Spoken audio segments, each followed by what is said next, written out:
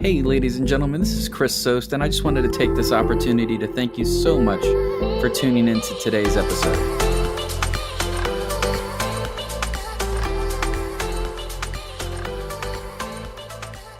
Hey, everybody, thanks for tuning in to another episode of the Gig Economy Lounge. Your host, as always, Chris, and today's episode is breaking down the difference between transactional and relationship-based services. So you may be asking yourself, what does this have to do with rideshare, Chris? Well, I believe there's a fundamental breakdown that breaks down basically into two separate thought processes. There is the transactional mindset, sort of how rideshare is built today. You know, you go out, you turn on the app, you pick up random people at random times, no planning, and you make whatever comes about it. And then there is the relationship-based rideshare service. So that may be a driver who has a book of clientele or people that they pick up on a consistent basis. Now, I bring this up because I find it very important that drivers understand the difference between the two and how to best leverage both systems, because I believe that you can be a driver that deploys both methods of service. So what does each one exactly mean? Transactional means just that. It's a simple transaction. There's really no connection made on the ride. You just pick them up, you drop them off, you don't give a shit, and you keep on moving.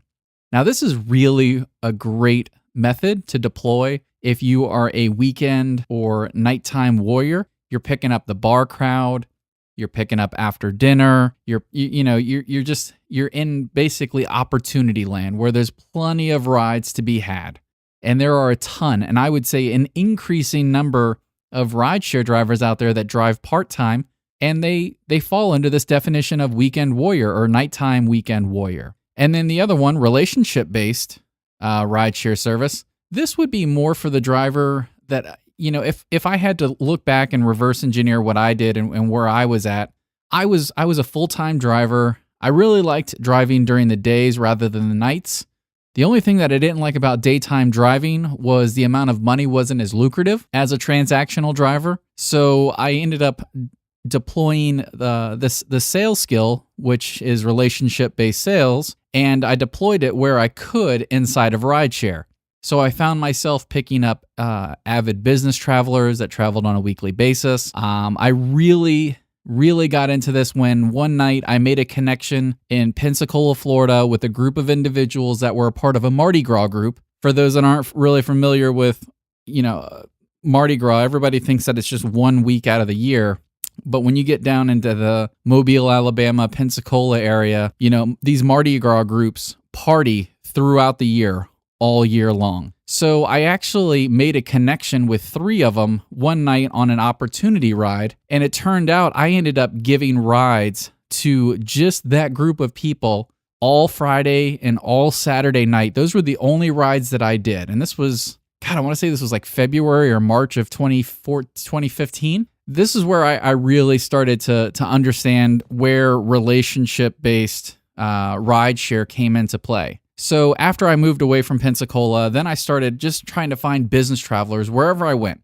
Now, this included business travelers that lived in my city and then business travelers that I found coming back to the city on a frequent basis. How do you know that they're coming back on a frequent basis, Chris? I'm glad you guys asked. I love inquiring with passengers. I learned a long time ago in sales that professionals ask questions and amateurs tell people what to think or what to believe or what they need. It was broken down to me: professionals ask, amateurs tell. So I found myself just asking questions when people got in the car. They're wearing a suit. They're wearing a shirt and tie. They have a flight bag, a carry-on, or what have you. So I started asking the questions, and I really found myself maximizing my time on the road during hours that weren't known in the rideshare world for being busy. And I actually found myself making as much, if not more, during those hours than what I would make on a weekend, a Friday night, or a Saturday night. So a lot of drivers might be asking, is one better than the other? Which one do you think, Chris, is better, transactional-based or relationship-based service? And I would say that personally, that's gonna come down to each individual driver and the schedule that you find yourself on. Your schedule and your situation will mean the most, will dictate the most in how you drive. So if you got a full-time job, great benefits, or whatever it may be, and you're just driving on the side to pay for vacations, transactional base may be the way to go. If you are a full-time rideshare driver and you absolutely hate driving during the dead heat of the day, chances are, a relationship-based approach may be better. And when it comes down to it, I believe that you can be a driver that deploys both methods. So a good example is what I'm doing now. I only drive about between 18 and 25 hours a week. I've actually bumped it up a little bit. Now, during the week, I drive very odd hours, and all I take is my clients, the folks that request me on Uber and Lyft in advance. So basically the way it breaks down is it's like it's 3, 4, 2, 2, and 1. And basically they're all in the suburbs and they're all going to the airport on various days of the week. Now on Saturday and Sunday, or I should say Friday night and Saturday night, I'm more opportunist or transactional. So I just go to the hot spots and hit the hot spots. So once again, depending on how you use rideshare is how you will deploy each of the tactics. But I believe both methods will work together. It's not one better than the other. It's how much of one do you use versus the other.